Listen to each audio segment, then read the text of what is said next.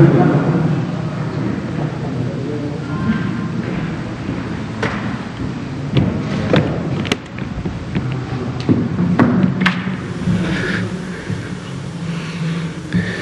buenas noches a todas las personas que, tanto de manera presencial, aquí en el Palacio Nacional, en la Ciudad de México, como desde sus casas, a través de las diferentes vías de transmisión, están sintonizando esta conferencia en relación a la situación de COVID-19 en México. Como ustedes saben, todos los días actualizamos la información, la estadística en relación al comportamiento de la epidemia en México, así como el avance de la campaña nacional de vacunación contra el virus SARS-CoV-2, precisamente para prevenir la enfermedad de COVID-19, ya ahora en marcha su segunda etapa, que es precisamente empezar la vacunación y empezar a cubrir a la población de adultos mayores. En unos momentos más, de seguro se nos estará anexando a la conferencia el doctor Hugo López-Gatell. Está terminando de atender en estos momentos la reunión intersectorial que se lleva a cabo de manera frecuente con el señor presidente, para efectos precisamente de coordinar a todas las áreas, tanto en la campaña de vacunación como también en la respuesta que el gobierno de México está realizando ante la epidemia de COVID-19. Vamos a iniciar, como todas las noches entonces, actualizando la estadística nacional y viendo cómo continúa el comportamiento de la epidemia.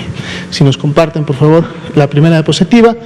Están las dos curvas que ustedes ya conocen muy bien e identifican, que día con día estamos actualizando en función de la estadística que se conforma por la notificación que realizan todas las unidades de atención médica de los diferentes niveles en cada una de las 32 entidades federativas.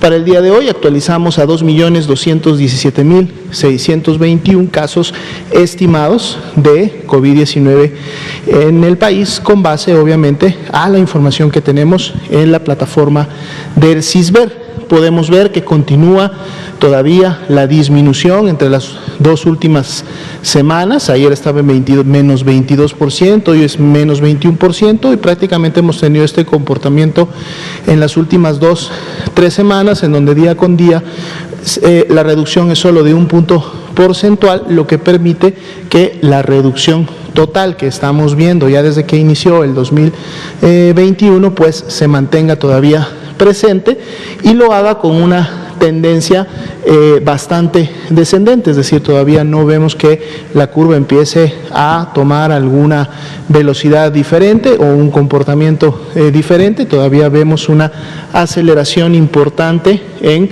la disminución de los casos que se ha mantenido desde la semana epidemiológica número 2 de este año 2021.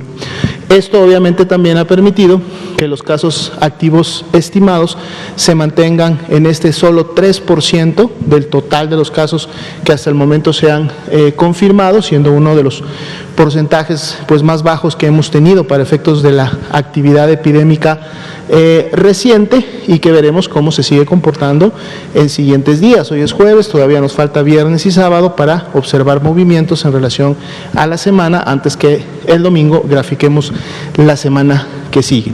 Así también en la curva de color verde seguimos viendo la cantidad de personas que se continúa recuperando también de la COVID-19.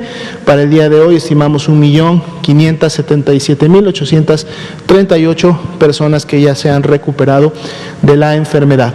Y lamentablemente, como sabemos, también la enfermedad produce COVID grave, COVID crítico, y las personas pueden fallecer a consecuencia de las complicaciones que esta enfermedad produce. Al día de hoy, para efectos de toda la epidemia, es decir, desde el mes de febrero del año 2020, han fallecido lamentablemente 178.108 personas a consecuencia de las complicaciones de la enfermedad. Si vemos la siguiente diapositiva, actualizamos también el comportamiento de la actividad hospitalaria. Aquí están representadas las personas que por padecer COVID grave o crítico tienen que ser internadas, tienen que ocupar una de las camas disponibles, tanto generales como críticas. Y bueno, aquí continuamos viendo aún que sigue el descenso en la ocupación hospitalaria. Para efectos de la media nacional, bajamos un punto porcentual nuevamente. Hemos estado viendo este descenso día con día también en las últimas 2 semanas y media ya, siendo la ocupación nacional de un 38%, y vemos como la tendencia en la curva precisamente significa que empieza a haber día con día todavía menos casos graves, pues, de personas que están necesitando una cama de hospital. Si vemos la siguiente diapositiva, nos enfocamos o focalizamos ya en entidades federativas. En este primer cuadro siempre actualizamos la ocupación hospitalaria de camas generales, son para los pacientes más graves, que requieren oxigenación temprana o ya una vigilancia o un seguimiento pues más especializado precisamente dentro de un ambiente hospitalario. Ya tenemos algunos días en que ninguna entidad federativa ha rebasado el nivel de seguridad del 70% de ocupación, y en el siguiente rango, que es entre el 69 y 50, solamente se encuentran 5 entidades federativas. Se anexó el día de hoy nuevamente Guerrero con un 52%, y otras entidades que ya se encontraban previamente en este grupo no han tenido cambios para efecto de las últimas 24 horas, como son Morelos, Estado de México, Puebla y la Ciudad de México, aunque sí hemos visto en ellos una reducción importante en su ocupación en los últimos días. Son 27 las entidades que tienen más de la mitad de sus camas disponibles, o dicho de otra manera, menos del 50% de ocupación, como lo dice la gráfica, lo cual entonces nos deja a nivel nacional la cantidad de 19.870 camas de IRA general disponibles para si en siguientes días o a partir de hoy mismo alguna persona requiriera este tipo de atención. Si vemos la siguiente diapositiva, ahora vamos a actualizar las camas con ventilador, ahora sí para los pacientes más críticos, los que presentan obviamente las complicaciones más graves que ponen en riesgo la vida de la persona y que requieren además de esta asistencia ventilatoria. Continuamos igualmente sin entidades rebasando el nivel de seguridad del 70%, 4 entidades en el siguiente rango, que es entre 69 y 50, un ligero aumento que notamos en el estado de Colima con 55%, de todas maneras está más pegado al 50% que al 70%, y sin cambios en lo que se refiere a la Ciudad de México, Estado de México y Nuevo León, y seguimos teniendo 28 entidades federativas que tienen menos del 50% de ocupación de sus camas con ventilador. Cuando vemos la ocupación nacional, volvemos a tener para el día de hoy la reducción de un punto porcentual, lo que continúa entonces manteniendo esta tendencia descendente también en la ocupación hospitalaria, así como lo estamos viendo en la carga de enfermedad o la cantidad de casos de personas que están enfermando de COVID-19. Tenemos 6.981 camas con ventilador disponibles a nivel nacional y que por lo tanto también estarían obviamente listas y disponibles para poder recibir a las personas que tienen las complicaciones más severas. Bien, vamos a pasar ahora al componente de la vacunación y actualizar los datos para el día de hoy. 217.432 son las dosis aplicadas, reportadas al corte de las 6 de la tarde.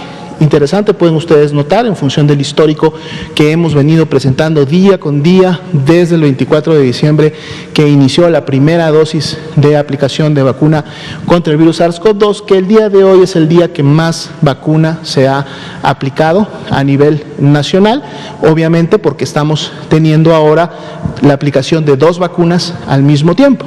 Estamos teniendo el cierre de la etapa 1, que es ya la segunda dosis a personal de salud.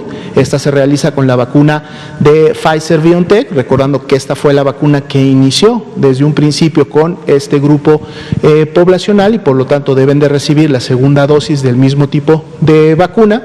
Desde el martes y sobre todo el día de ayer se llevó a cabo la distribución nacional de toda esta vacuna y precisamente el día de hoy inició ya de manera importante las aplicaciones de las segundas dosis. Ahorita vamos a ver obviamente cuál es el avance específico para segundas dosis. Pero entonces esto ahora se suma a la etapa 2 que ya venía o se había iniciado desde el día lunes, en donde se empezó ya a vacunar a la población de adultos mayores, específicamente los que tienen 60 años o más de edad. Entonces tenemos ya 2 vacunas aplicándose en un mismo momento en el territorio nacional, en todas las 32 entidades federativas además, y entonces eso obviamente también nos demuestra porque hoy 18 de febrero es el día que más vacunas se han aplicado, recordando inclusive que este número para el día de mañana puede incrementarse, dado que es un corte preliminar y todavía faltaría que se integre las personas que continuaron vacunándose después de ese horario, pero también muy importante que lleguen todos los reportes de los diferentes puntos de vacunación que en este momento están emitiendo la información, cerrando los registros, haciendo la notificación correspondiente, y entonces de seguro vamos a ver mañana incrementado este número. Si vemos la siguiente diapositiva, tenemos el acumulado, vemos también cómo nuestro acumulado tiene nuevamente una imagen de un salto importante, y para efectos ya ahora de todas las dosis que se han aplicado hasta el momento en México, llegamos a la suma de 1.318.055 dosis aplicadas al día de hoy, lo cual de seguro seguirá incrementándose, no solo por la actividad de 2 vacunas que tenemos ya en este momento, sino porque esto continuará en próximas semanas con siguientes también dotaciones, no solamente de la vacuna Pfizer, sino de otras vacunas que podrán estarse sumando en la medida que vayan llegando al país. Resaltamos el número de dosis perdidas, 1.052 solamente, para efecto de más de 1.318.000 dosis aplicadas. Ya se había comentado en conferencias previas que esto es una optimización para efectos de la vacuna nunca antes vista. Lo decimos de esa manera porque para efectos de la aplicación de otros tipos de vacunas, que forman parte obviamente del plan de vacunación universal en México, sobre todo para la población infantil o menor de edad, se habían observado en años previos que estos porcentajes o estas dosis de pérdidas a veces podrían superar números como el 5 o como el 6%, y en lo que vamos ahora de la vacunación contra el virus SARS-CoV-2 apenas se tiene un 0.13%, lo cual es, como decimos, la pérdida más baja que se ha tenido, recordando que esto siempre es algo esperado en función de la logística y de los mecanismos de aplicación que se dan, sobre todo cuando hay una distribución de vacuna a nivel nacional, como lo son otras vacunas que en su momento también se han aplicado en los últimos años. Vamos a continuar dando obviamente seguimiento puntual a este dato porque consideramos que también es revelador y es importante. Veamos la siguiente diapositiva.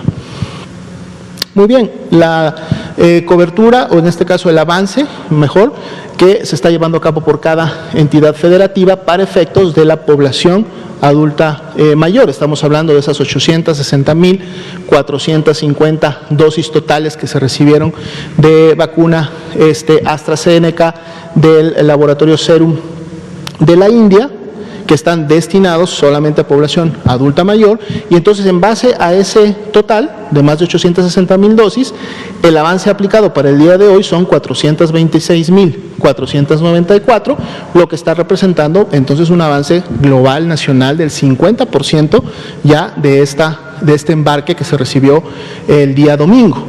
Podemos ver entonces la distribución también del avance que se está teniendo para cada una de las entidades federativas, y veamos cómo, por ejemplo, la Ciudad de México está ya prácticamente, y es posible que el día de hoy, ya con los reportes que se realicen al cierre, es decir, hasta la medianoche, muy probablemente la Ciudad de México sea de las primeras entidades federativas en haber ya terminado su proceso de vacunación. Ya para el corte tenía prácticamente el 97% de su población a cubrir, o de la meta para esas 3 demarcaciones territoriales que se definieron aquí en Ciudad de México cubiertas. Pero también tenemos estados como Aguascalientes, como Tlaxcala, que han superado el 80 o inclusive llegado ya al 90% de la vacunación, lo cual también es bueno. Y bueno, casi la mayoría de las entidades, o la mitad de ellas, superando la mitad de su aplicación. Obviamente Nuevo León y Tamaulipas, que tienen el avance más bajo. Recordemos que Nuevo León y Tamaulipas no pudieron iniciar con su campaña de vacunación los primeros días, es decir, el lunes y martes, debido a las condiciones climáticas adversas que no permitieron obviamente iniciar. Apenas iniciaron el día de ayer y pues en estos 2 días prácticamente están ya superando el 10%, pero de seguro veremos avances más importantes en siguientes días. Veamos la siguiente diapositiva. Bien, aquí tenemos el registro o avance de las segundas dosis. Podemos ver que el personal de salud, decíamos que a partir del día de hoy, prácticamente ya con mayor intensidad, porque ayer fue más bien el día en que se realizó la distribución de la vacuna a nivel nacional, pues tenemos un incremento ahora sí importante. Lo decíamos en conferencias previas, cuando llegara esta siguiente dotación de la vacuna Pfizer para segundas dosis, de seguro veríamos o empezaríamos a ver un incremento rápido e importante en la aplicación de la segunda dosis, por lo tanto el cumplimiento ya de esquemas completos, y para el día de hoy y al corte 40%, o sea, ya nos vamos acercando prácticamente a la mitad de los trabajadores de la salud de primera línea contra el COVID que están ya completando su esquema de vacunación, y de seguro esto en los siguientes días vamos a verlo incrementado de manera importante. El personal educativo, que para fines prácticos solamente es el personal que en su momento recibió la primera dosis en Campeche, obviamente aún todavía no inicia la aplicación de su segunda dosis, por eso no vemos ningún tipo de avance, y las personas adultas mayores, pues bueno, esta es la primera semana en donde vamos con el avance de la primera dosis, esas 426.494 que se han aplicado, y pues estas personas tendrán que esperar al menos 21 días para a partir de ese momento empezar a abrir la temporalidad para efectos de la segunda dosis que se tendrá que recibir. Por eso de seguro este indicador de segundas dosis en personas adultas mayores pues no lo vamos a ver moverse mucho, al menos hasta dentro de 3 semanas a partir de esta. Veamos la siguiente diapositiva. Bien, y tenemos también la actualización del monitoreo y notificación de los eventos supuestamente atribuibles a vacunación e inmunización, que ahora integran ya la aplicación de ambas vacunas que estamos teniendo, como decíamos, a nivel nacional. Para efecto de todas las dosis que se han aplicado hasta el momento, veíamos más de 1.300.000 dosis, solo 0.5% desarrollaron un ESAVI, un evento supuestamente atribuible a vacunación. Pero además de estos, solamente el 1% o menos del 1% se han clasificado potencialmente como de gravedad, es decir, que en su momento han generado alguna afectación, manifestación clínica a la persona que ha requerido obviamente de una atención más especializada o inclusive la hospitalización por necesitar un seguimiento como tal hasta efectos de poder nuevamente regresar a casa. De los 34 ESAVIs graves que se han clasificado, 30 ya fueron dados de alta, es decir, no hubo mayor consecuencia ni problema al respecto, y bueno, 4 de ellos continúan todavía hospitalizados, de seguro en observación, y esperando obviamente la mejoría para poder obtener el alta. Tienen ustedes la distribución para que la puedan consultar más detenidamente de cómo se han presentado estos 34 ESAVIs gravis por edad, por sexo y obviamente también por cada una de las entidades federativas. Recordando que cuando revisen la tabla de entidades federativas, pues obviamente en las entidades en donde se haya aplicado mayor cantidad de vacuna, por efectos también de seguro de mayor cantidad poblacional, es posible que encuentren pues una mayor cantidad obviamente de ESAVIs graves secundarios a este punto. Bien, entonces tenemos hasta aquí la parte de la actualización de la información. Recordemos que la campaña de vacunación continúa y se seguirá incrementándose en las siguientes semanas, y esto obviamente será durante pues todo lo que resta de este año, a efectos precisamente de poder lograr las metas y en su momento las coberturas que han sido también definidas para efectos de este Plan Nacional de Vacunación contra la COVID-19. Entonces, bueno, vamos a empezar con preguntas y respuestas por parte de los medios. Tenemos bastante tiempo, por favor empezamos de este lado, pasamos por aquí, regresamos aquí y de este lado. Gracias. Buenas noches, Juan Hernández del periódico Basta de Grupo Cantón. Quisiéramos saber hasta ahorita cuántas páginas de internet sitios fraudulentos, se han dado de baja precisamente sobre esta situación de la vacuna de COVID-19, y también si tienen algún estimado también de estos también sitios apócrifos de lo que es la venta de oxígeno, aunque ya se han reducido, pero ahorita llamó la atención del día de ayer lo que ocurrió ayer en Nuevo León, en donde pues vacunas de 40,000 pesos, pues sí es algo bastante grave. Entonces, como si tienen información respecto a estos movimientos que se han estado haciendo. Gracias. ¿Cómo no? Específicamente el número de páginas que se pudieran haber bajado o algo, la verdad no tenemos, no cuento con esa información en este momento. Sin embargo, creo que sí es importante aprovechar la pregunta para continuar a hacer el llamado a la población que no debe dejarse de engañar en estos momentos por la falsa existencia de vacuna o la falsa disponibilidad de vacuna u otros elementos obviamente para el control de la enfermedad.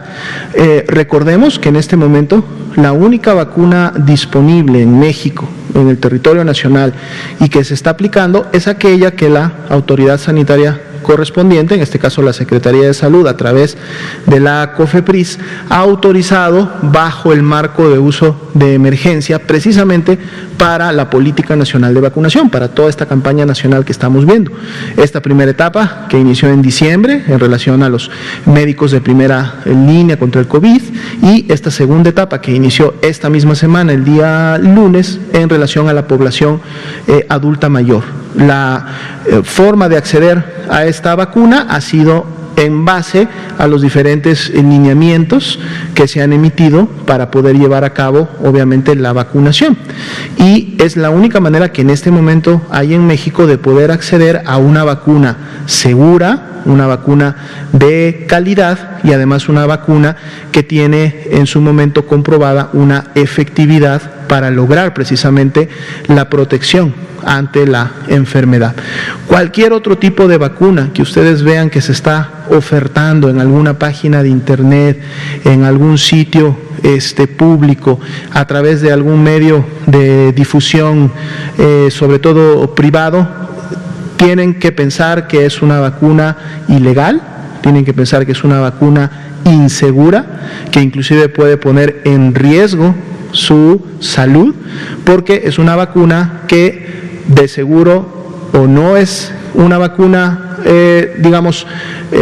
real, o sea, no es en sí un biológico que tenga la capacidad de producir la inmunidad, o si es una vacuna que en su momento fue ingresada al país por la vía del contrabando, pues entonces imagínese, usted no puede tener la seguridad de que esa vacuna haya tenido las certificaciones correspondientes, que haya cumplido con la red de frío que deben de cumplir, sobre todo algunas de ellas el tema de ultracongelación, y que por lo tanto usted de adquirirla y colocársela, pues de seguro va a estar colocándose un producto que no le va a generar la protección que debe de tener. Entonces, muy atentos con esto, no hacer, obviamente, hacer caso omiso más bien a todo este tipo de promociones que no llevan, obviamente, a nada, y recordar que en este momento en México la única vía para poder acceder a una vacuna contra el virus SARS-CoV-2 es a través de los mecanismos y el Plan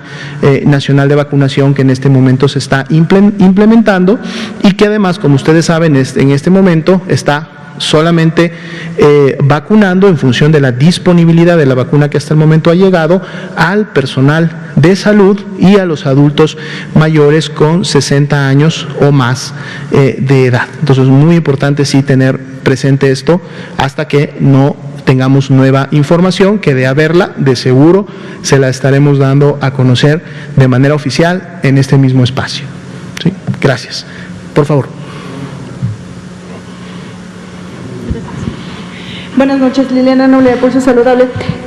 Doctor Alomía, estos 6.786 aves de Pfizer y 59 de Astra ¿En qué momento van a dejar de ser eventos supuestamente atribuibles? En la lógica entiendo que después de que los estudian, pero por ejemplo yo me vacunaron y me dolió la cabeza y me estudian y se dan cuenta que efectivamente mi dolor de cabeza momentáneo es atribuible a la vacuna.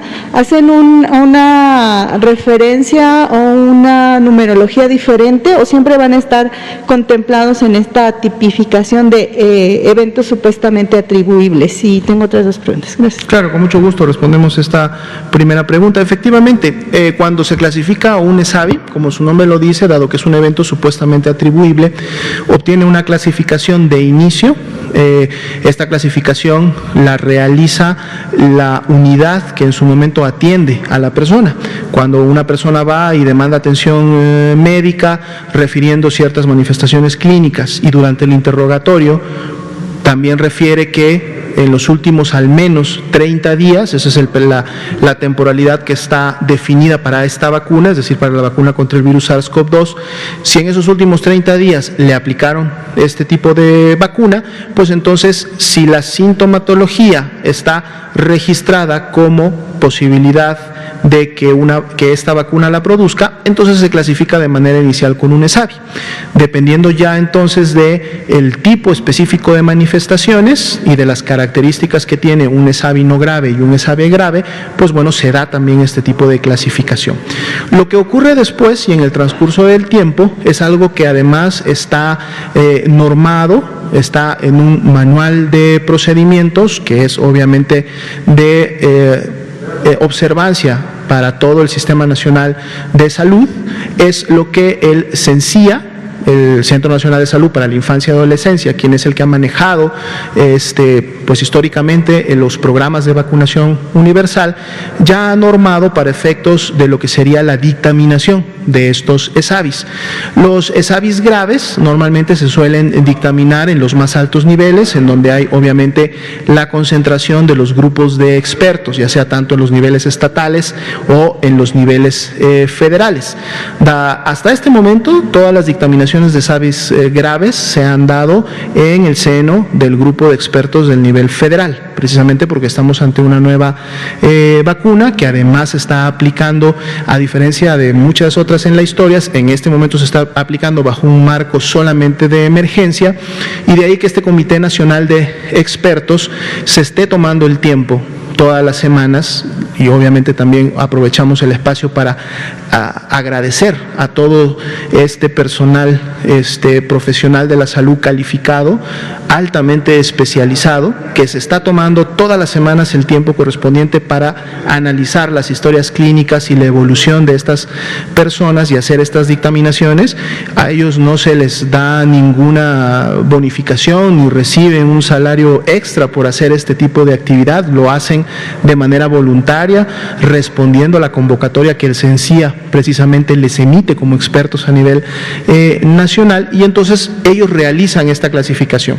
La clasificación no necesariamente va a decir que no es un ESAVI, sino más bien la clasificación o el ejercicio de dictaminación lo que pretende es buscar precisamente si hay alguna causalidad, es decir, si hay alguna asociación causal en relación a la vacuna. Cuando ésta se identifica, entonces se lleva a cabo la clasificación correspondiente, o en este caso el resultado de la dictaminación, y esto a su vez se notifica a los diferentes organismos internacionales, la COFEPRIS, que forma parte de este grupo también de dictaminación y que forma parte del grupo de monitoreo y seguimiento de los ESAVIs, realiza las notificaciones internacionales correspondientes para que entonces los fabricantes de las vacunas y los organismos internacionales, específicamente la OMS y la OPS, al recabar esta información de todos los países que en su momento están aplicando una vacuna, pueda emitir boletines que además nos sirven a los países como información para poder entonces saber y comparar qué es lo que está ocurriendo. O si en algún momento, producto del análisis de esta información, se empieza a descubrir que alguna vacuna está produciendo un ESAVI grave que además se termina clasificando como causal entonces poder tomar las acciones correctivas, preventivas en un momento determinado, no solamente de lo que ocurra en el país, sino también de lo que pueda estarse reportando en el marco internacional. Entonces es una notificación que, como ustedes pueden ver, y todo un trabajo que se hace en el marco de los ESAVIS, que inicia desde el punto de vacunación o desde una unidad de atención médica que posterior o en días posteriores recibe al paciente, y que desde ese primer punto es una información que pasa por los diferentes niveles del Sistema Nacional de Salud, primero en México, pero que finalmente llega inclusive hasta el nivel internacional, y que obviamente la concentración de toda esta información permite a los países y a los encargados de los programas tomar decisiones oportunas cuando alguna vacuna pudiera presentar algún riesgo en relación a la salud de las personas. Ok, muchas gracias. Y también me ha llamado mucho la atención, doctora Lomía, que muchos de los médicos que siguen Pulso Saludable ya han recibido desde la primera dosis y ahora algunos ya la segunda dosis. Días después deciden hacerse una prueba de inmunidad y ahí aparece números. ¿Cuál es el motivo? Ustedes los médicos tienen un espectro diferente al del común, que no somos médicos. ¿Cuál es el motivo por el cual ellos se hacen esta prueba? ¿Tiene sentido? ¿Es únicamente para comprobar que de verdad ya se tiene la inmunidad y en todos los seres humanos va a aparecer la misma cantidad o varía y eso nos da menor o mayor protección? Gracias. Claro, yo creo que lo individual es más un tema de curiosidad científica, ¿no? Normalmente o obviamente el grupo, sobre todo de médicos y a lo mejor aquellos que están especializados en algunas áreas de la inmunología o que simple y llanamente quieren conocer cuál fue la reacción de su organismo a la aplicación de la vacuna, y dado que están en este medio, a lo mejor tienen igual y acceso a este tipo de pruebas, pues a lo mejor en una curiosidad y digamos una curiosidad científica individual, pues se exploran para ver si hubo o no producción de anticuerpos, que finalmente obviamente es el objetivo que se quiere tener con la aplicación de la vacuna. Esto no está obviamente lineado ni indicado dentro de los diferentes procedimientos para efectos del Plan Nacional de Vacunación o como una medida que se tenga que estar haciendo de manera sistemática algún grupo de las personas que hasta el momento se han vacunado. Sin embargo, comentar que sí se tiene en su momento contemplado, o sea, y es parte también de del mismo seguimiento que en su momento se debe de hacer en el marco poblacional. Si ustedes recuerdan, el año pasado se llevó a cabo un estudio de cero prevalencia, ¿sí? Prácticamente a inicios del último trimestre del 2020. Este estudio de cero prevalencia tenía precisamente el objetivo de poder estimar para ese momento cuál era la prevalencia o, digámoslo, a nivel, es decir, para que la población no se entienda, cuál era la proporción ya de personas que habían tenido exposición al virus SARS-CoV-2, más allá de que hubieran desarrollado o no síntomas. El mismo estudio inclusive identificaba de las personas que habían salido positivas, en este caso a la búsqueda de anticuerpos específicos, quienes habían tenido y quienes no habían tenido síntomas, pero más allá de esta característica, finalmente, pues cuántas habían sido ya en un momento determinado tenido exposición al virus. Y tener exposición al virus significa o se traduce como potencialmente haber sido contagiados, sin necesidad de haber desarrollado la enfermedad, pero sí al menos haber sido contagiados. Entonces, para efectos de la vacunación, son estudios que también se pueden llevar a cabo y que de hecho son parte de los ensayos, son parte de lo que los fabricantes, las farmacéuticas de las vacunas también realizan, obviamente en diferentes contextos y en diferentes momentos, para poder identificar y cuantificar cuál es la respuesta que está produciendo el organismo vivo, en este caso de las personas, a una vacuna. Y además, pues obviamente, cuánto pudiera durar una respuesta de anticuerpos versus además una potencial respuesta humoral o basada en células. Entonces, son estudios que en su momento sí se pueden implementar, se han contemplado en el marco de los ensayos de poder llevarse a cabo, pero finalmente, o en función de la pregunta específica, pudiera ser más bien, como decíamos, una curiosidad científica de alguien que en su momento recibió la vacuna y quiere saber qué tanta respuesta puede haber tenido. Bien, y finalmente, doctor, con lo que nos explicaba de algunos casos que se han dado de personas que se vacunan, pero previo ya estaban infectados y después desafortunadamente pues fallecen. La inquietud de la gente radica en preguntar si entonces sería conveniente realizarse una prueba de COVID previo a la vacunación o no es necesario, aunque nos han explicado que no va a producir la enfermedad, ¿no? Teniendo en cuenta esto. Sí, no sería necesario. La pregunta directa es que no sería necesario realizarse una prueba para saber si o está o estuvo infectado con el virus SARS-CoV-2 para efectos de recibir la vacuna. Si una persona se encuentra asintomática, si no está expresando signos y síntomas respiratorios, puede acceder sin ningún problema a la vacuna, mientras obviamente no tenga ninguna otra contraindicación absoluta. Lo que ha sucedido, y esto va obviamente de la mano no solamente de la historia natural de la enfermedad de la COVID-19, sino también tiene que ver con lo que hemos comentado de la respuesta inmunológica y por lo tanto la capacidad de generar protección de las vacunas no es inmediata, ¿no? Hay un tiempo que tiene que suceder y además depende en cada una de las vacunas de la cantidad de dosis que se deben de aplicar. Tomemos el ejemplo de la vacuna Pfizer-BioNTech, que es la primera que se empezó a aplicar aquí en el país. Está reportado que la aplicación de la primera dosis puede llegar a tener una efectividad entre el 65 y el 70%. Ya se ha explicado también en muchas ocasiones qué significa la efectividad, ¿no?, de una vacuna. Pero tomo el número para efectos entonces de comparar de que cuando se realiza la aplicación de la segunda dosis, entonces esta efectividad, según el reporte, también puede subir hasta un 95%, ¿sí? Pero esa efectividad no se logra en los siguientes minutos o en la siguiente hora de aplicada la dosis. Cuando se aplicó la primera dosis, debieron pasar al menos 2, idealmente 3 semanas para poder lograr esa primera grado o rango de efectividad entre 65 y 70. Y luego, al aplicarme la segunda dosis, igualmente debieron haber pasado al menos 2 semanas para entonces ahora llegar a ese segundo y mejor rango del 95%.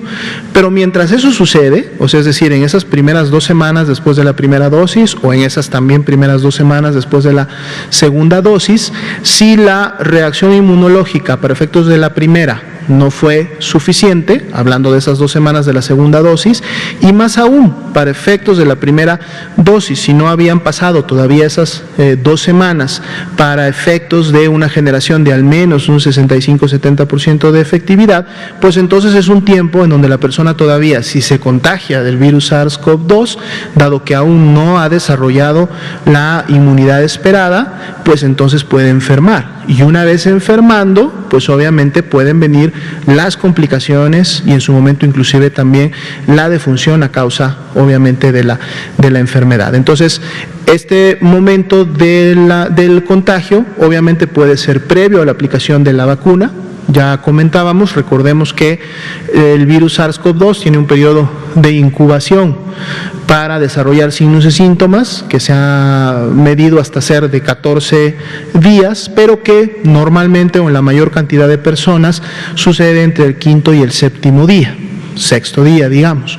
Entonces, si una persona que se presentó a vacunar estando asintomática inicia con signos y síntomas de la enfermedad al día siguiente, es porque posiblemente en los últimos 5 o 6 días se pudo haber contagiado y no lo sabía al momento de la vacuna. O pudo contagiarse todavía en las siguientes 2 semanas, sobre todo de la primera dosis, y aún así haber desarrollado la enfermedad y todo lo que a esto conlleva, dado que no tenía aún la cobertura inmunológica.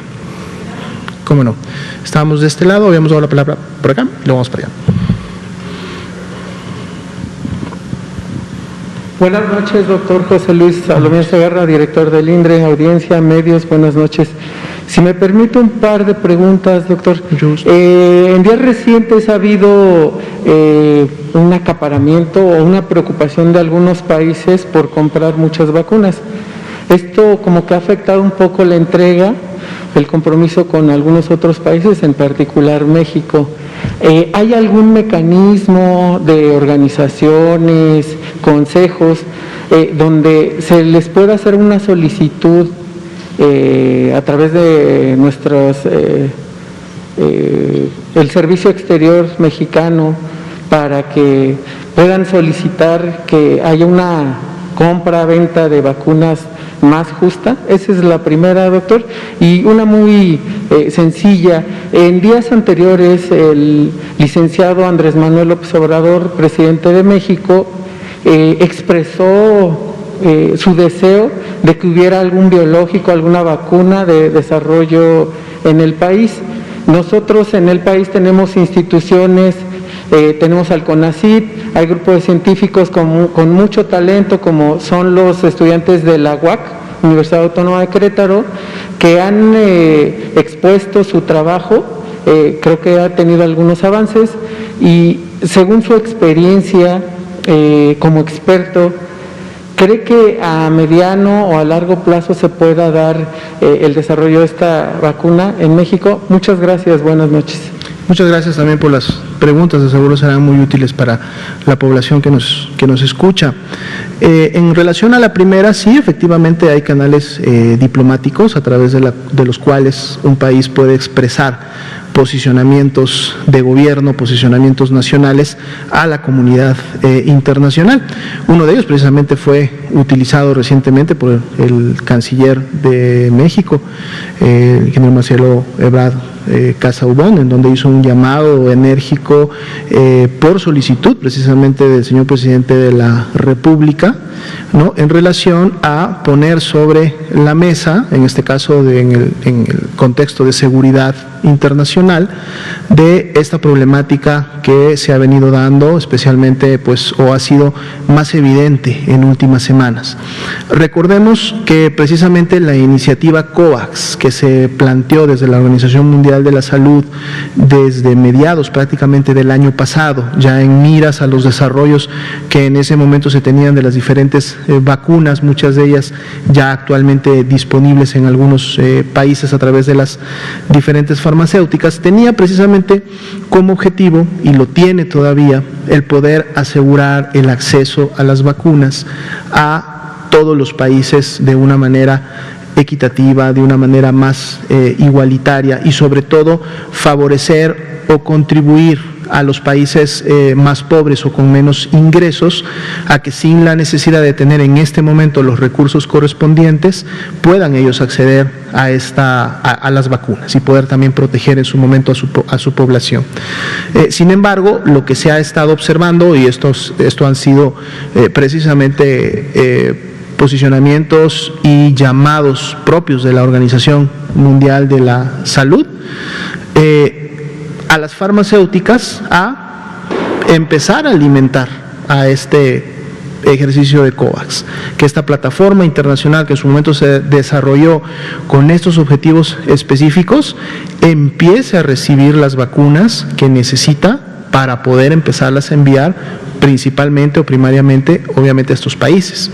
Se han tenido ya varias reuniones, recordemos que México participa también de la iniciativa COVAX, ha comprometido y solicitado también la inclusión y por lo tanto proveeduría de vacunas para el país, y por lo tanto está activamente participando y también colocando los posicionamientos. Hay toda una serie de reuniones que se llevan a cabo en las últimas semanas en este marco, no solamente para efectos de la proveeduría que debe llegar en su momento al país y que se ha anunciado inclusive en diferentes conferencias, sino también siendo importante contribuyendo al posicionamiento que tiene que ver con el asunto de que estas vacunas estén lo antes posible disponibles, sobre todo para las poblaciones más vulnerables en los países con menores ingresos o con menores capacidades de acceder a la vacuna. Y esperemos que mientras la comunidad internacional empuje y presione en este tema, pues esto se haga una realidad en las siguientes semanas, como debe de ser y para lo cual fue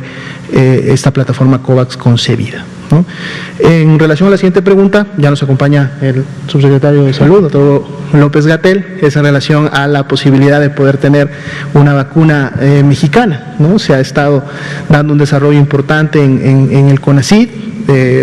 Doctor López-Gatell, si usted gusta comentarnos más. Con mucho gusto. Muchas gracias, muy buenas tardes.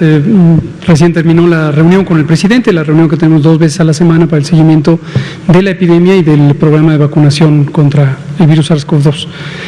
Efectivamente, como comenta el doctor Alomía, y esto de hecho se relaciona con su respuesta a la pregunta anterior, la búsqueda de vacunas, la búsqueda de alternativas de prevención es una búsqueda de todos los países del mundo. Y hay muchos mecanismos por los que esto se puede lograr. Uno es justo el que explicaba el doctor Alomía, la importancia de los mecanismos de colaboración internacionales que ayude a que exista equidad, una mejor capacidad de distribución más justa en términos de la necesidad de las vacunas en cada uno de los países. Hay países que no tienen recursos suficientes, no tienen dinero, no tienen infraestructura de salud suficiente para atender a sus poblaciones, tienen una necesidad de salud pública mucho más grande que otros que quizás sí tienen sistemas de salud más robustos o más organizados. Y en la medida en que podamos ayudar como comunidad global a que todos los países satisfagan su necesidad de salud en una emergencia como esta, esto nos beneficia absolutamente a todas las personas que somos parte de la humanidad. Ahora, otro mecanismo es que los países echen a andar sus capacidades científicas y tecnológicas. Y ha sido muy característico el liderazgo de la doctora Marilena Álvarez Builla, a cargo de CONACYT, del Consejo Nacional de Ciencia y Tecnología, en el enfoque de vincular a la comunidad científica y tecnológica de México, que es muy sólida, es muy robusta, para que se enfoque a ayudar a satisfacer las necesidades nacionales, las grandes necesidades nacionales. Es evidente que esta es una de ellas. La doctora Álvarez Builla lo demostró con enorme éxito con la fabricación de los ventiladores, el ventilador Ejecatl 4T y GATSI, y en un tiempo verdaderamente sorprendente vinculó a la comunidad científica y tecnológica con también empresas mexicanas que estuvieron dispuestas a tener este papel de promotoras en la fabricación de los ventiladores. Y lo vimos aquí en una de las conferencias matutinas del presidente, vinieron los ventiladores que estaban completamente listos y completamente funcionales. De hecho, ya se han distribuido varios en las entidades federativas. Ahora que tenemos la necesidad de vacuna, justamente se pensó de esa manera y ha estado trabajando la doctora Álvarez Builla con su equipo, con la comunidad científica y tecnológica de México, con empresarios que tienen una visión muy patriótica de este desarrollo tecnológico, y me reservo los detalles porque próximamente los vamos a presentar. Tenemos el gusto de que el presidente ha definido que vamos a acompañar a la doctora Álvarez Builla en una conferencia matutina, y ella explicará justamente cómo se logró hasta el momento los avances de este desarrollo científico-tecnológico. Pero ahí va, pronto vamos a comentar sobre eso. Muchas gracias. Ya, a Nuria Fernández, expresate. Por favor, Nuri. Hola a todos y a todas, soy Nuri Fernández de La Caracola, y pues es en el mismo sentido de la pregunta de Ángel.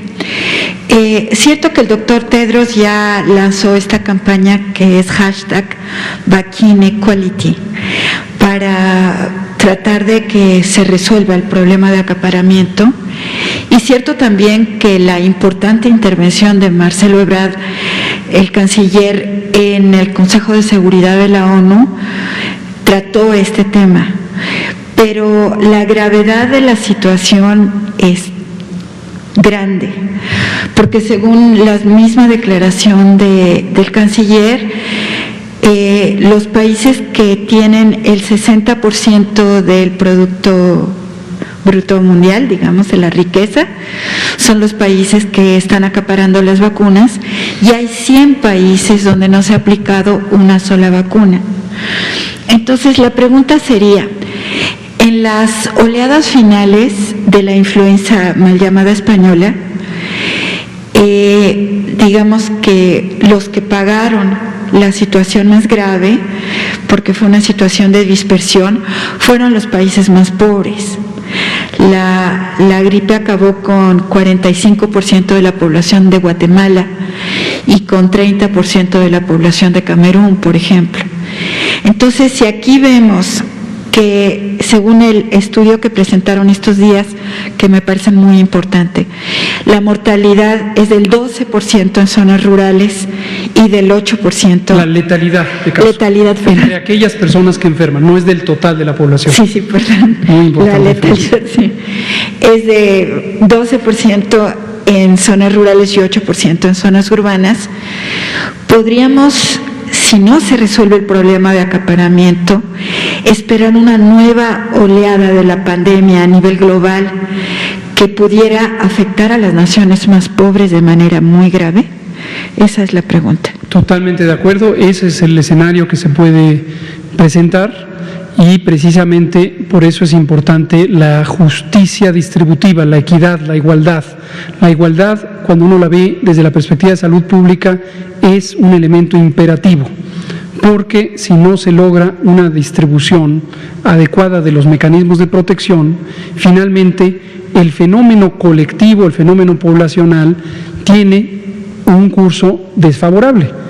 Si cada quien interesa protegerse a sí mismo y todos los demás no, esto lo podemos ver un individuo versus los demás, una familia versus las demás familias, un país versus los demás países, entonces vive en una isla de protección y todo el entorno es un entorno aún amenazante, aún desfavorable en términos de la epidemia. Por eso la salud pública tiene necesariamente una visión social, debe tenerla, porque se piensa en poblaciones. El análogo de un paciente en la medicina clínica, en la medicina de tratamiento individual, es el conjunto de la población. Se trata de proteger y de salvar millones de vidas a un tiempo, ¿no?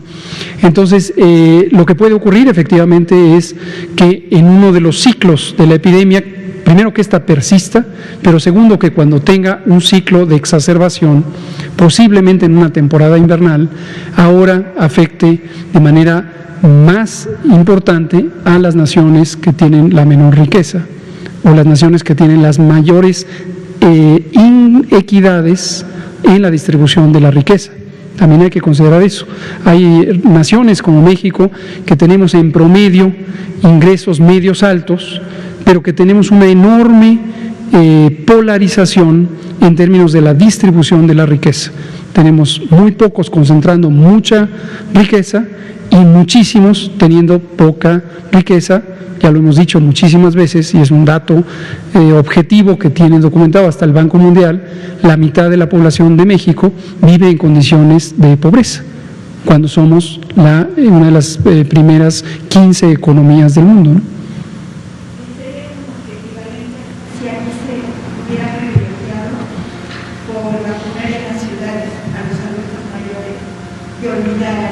Es justo, es el mismo fenómeno y lo hemos comentado, gracias Nuria por mencionarlo. Hace algunos días hubo voces de ciertos segmentos de la sociedad, mayormente de personas que viven en las ciudades, en zonas habitacionales con, vamos a decir, suficiencia económica. Y los llamados que hacían es a que urgía vacunar en las ciudades y cuestionaban la decisión del gobierno de proteger a las personas adultas mayores en las zonas de mayor vulnerabilidad social. Y justamente es el análogo, si se protege a estos segmentos de la sociedad, que bueno, porque merecen, igual que todos y todas las demás, ser protegidas, pero hay que considerar lo que pasa más allá del entorno que uno puede ver. Hay que considerar al conjunto de la población a un mismo tiempo. Muchas gracias. Otilia Carvajal, Arturo Contreras y Miguel. Son las 19:54, sin embargo. Buenas noches, Otilia Carvajal de La Razón. Pregúntale, subsecretario, si ya definieron a qué sector de la población se le va a aplicar el primer cargamento de la vacuna Sputnik que va a llegar este fin de semana. Sí, justo es lo que estábamos conversando ahora. No le voy a decir todavía el sitio específico, pero sí el segmento social. El segmento social va a ser un municipio de alta marginación social, urbano, y que ha tenido una alta mortalidad. Hay varios en esta condición, pero los hemos estratificado precisamente por mortalidad, muy distinto al número de personas fallecidas, porque obviamente donde hay más población, hay más poblaciones fallecidas, pero la mortalidad lo que nos mide es el riesgo, la probabilidad de que haya fallecimientos. Y en una zona urbana altamente densa en la población, donde ha habido alta mortalidad, es donde vamos a distribuir la vacuna Sputnik. Y una de las razones es esta: proteger a las personas en mayor riesgo y al mismo tiempo con mayor vulnerabilidad social. Y lo segundo, la logística. La vacuna Sputnik también requiere ultracongelación y necesita ser un lugar en donde se puede llevar la vacuna en condiciones seguras para la conservación de la vacuna. ¿Y esta vacuna sería para adultos mayores solamente? Para personas adultas mayores, que es el mismo criterio que tenemos para todo el plan nacional, empezar con las personas adultas más mayores, y ya hemos comentado que, de acuerdo a las modelaciones matemáticas que hizo el Grupo Técnico Asesor de Vacunación, si vacunamos empezando por las personas más mayores y nos desplazamos hacia las personas de 60 años, cuando lleguemos a 20% de cobertura de ese conjunto poblacional, que son 15 millones de personas, habremos reducido la mortalidad 80%. Gracias. Y también preguntarle, en los centros de vacunación detectamos que la población tuvo problemas porque no les aceptaban el pasaporte u otras identificaciones, les pedían necesariamente el INE. ¿Es indispensable que lo presenten o puede ser otro documento? Puede ser otro documento. Aquí, qué bueno que lo menciona Otilia. Tenemos claroscuros, y lo voy a comentar, y tiene que ver con lo que el otro día decía Liliana Noble, de Pulso Saludable. Y nuevamente revela las visiones que se tiene sobre la sociedad y el entorno. Ayer dijimos, y lo ratificamos enfáticamente, no se tomarán más fotos de la credencial ni de las personas. Ya explicamos ayer las razones. También dijimos con toda precisión que es indispensable tener la identificación de la persona. Y el campo, la variable que se utiliza para identificar a la persona es la CURP, Cédula Única al Registro Poblacional. Uno de los documentos que la contiene y es de fácil acceso es la credencial del lector. Entonces, sí seguiremos utilizando la credencial del lector, que es la identificación oficial de mayor uso, de mayor disponibilidad. Las personas que tienen pasaporte son una pequeña minoría en este país, pero la credencial del lector está en manos de una gran cantidad de población. Entonces, se seguirá utilizando, se seguirá pidiendo, esto que la gente lo tenga claro, la credencial del lector para verificar la identidad de la persona y, en la mayoría de los casos, el domicilio. Por supuesto, puede haber situaciones en donde las personas cambien de domicilio, no está actualizada la credencial del lector y se requiera otra identificación. Pero no se le tomarán fotografías. Ahora, otras identificaciones que también son oficiales, como los pasaportes, pueden ser consideradas, pero no resuelven de todo el problema, pero pueden ser consideradas. Seguramente se necesitarán otros elementos para verificar el domicilio. Ahora, habiendo dicho lo anterior, manifiesto aquí una preocupación que ha ocurrido en los últimos 2 días. Algunas personas, principalmente, la experiencia se ha constatado, principalmente de ciertas colonias de la Ciudad de México, que hoy no les toca vacunarse y que son vecinas a las 3 demarcaciones territoriales que sí les tocó ahora y durante esta semana, Coajimalpa, Magdalena Contreras y Milpalta.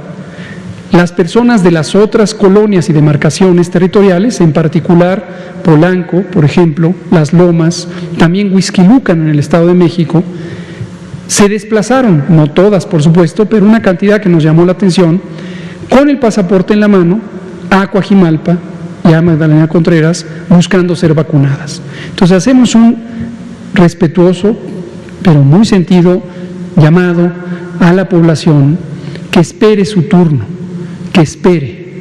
La distribución de las vacunas es compleja, hemos explicado una y otra vez, lo acabamos de decir, las razones por las que se van seleccionando las poblaciones, y le va a tocar a todo mundo, independientemente de cualquier variable, condición social, económica, ocupación, cualquier otra variable. A todas y todos les va a tocar. pero hay que esperar.